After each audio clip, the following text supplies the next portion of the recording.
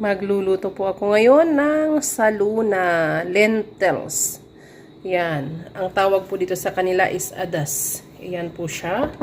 Yan po ang aking chicken. Yan naman po ang aking mga spices, dried lemon. Ito po ang aking paminta, turmeric.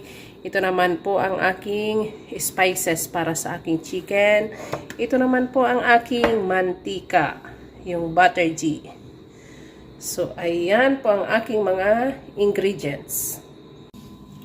So, ayan po, pagsasama-samahin ko lang dito ang aking mga sangkap. Ayan. Ilalagay ko po ang aking sibuyas, kamatis, yung aking dried lemon na buo.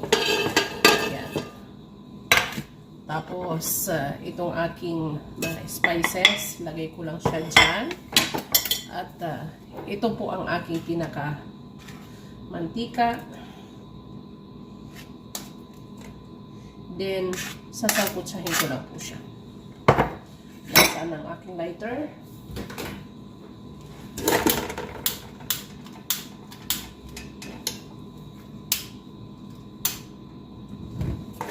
Ayan. So, tatakpan ko siya ngayon.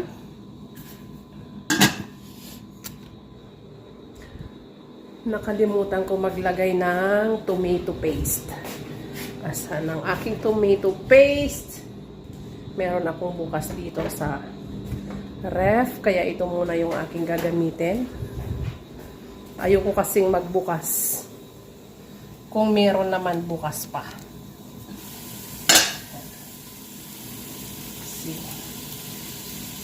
And then, tatakpan ko lang siya. Hayaan ko lang siya dyan na maluto. Maluto yung kamatis ko. Maglalagay lang po ako ng konting asin. Yan, tinatansya ko lang yung asin. Ganyan lang. Yung asin pala na to guys, hindi siya masyadong maalat. Kaya maganda siya.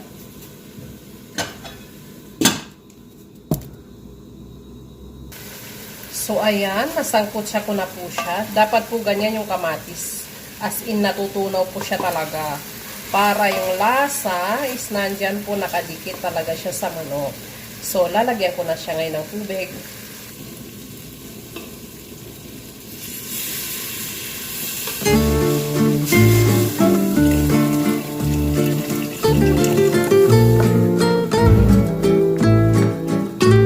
Ito po, kinakain po nila.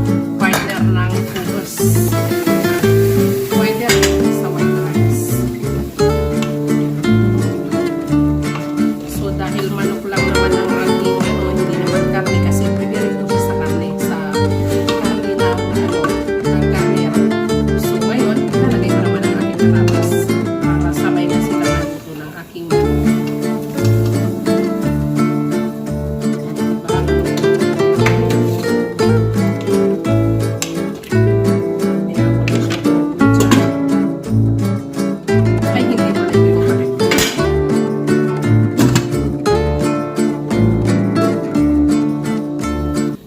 Ayan, dahil luto na ang aking patatas at manok, ilalagay ko naman ang aking, ayan, bell pepper po yan, tsaka siling pang sigang.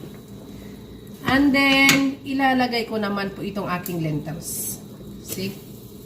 Yan. Madali lang po ito lutuin. Itong lentils na to, mga 5 minutes lang, naluluto na siya. Gusto to ng aking among lalaki na matanda.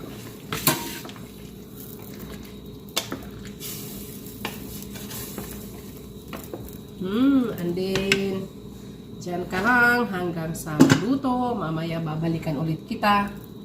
Ayan, luto na po ang aking for today's lunch. Ayan po siya. Dapat po ganyan siya. Hindi masyadong masabaw.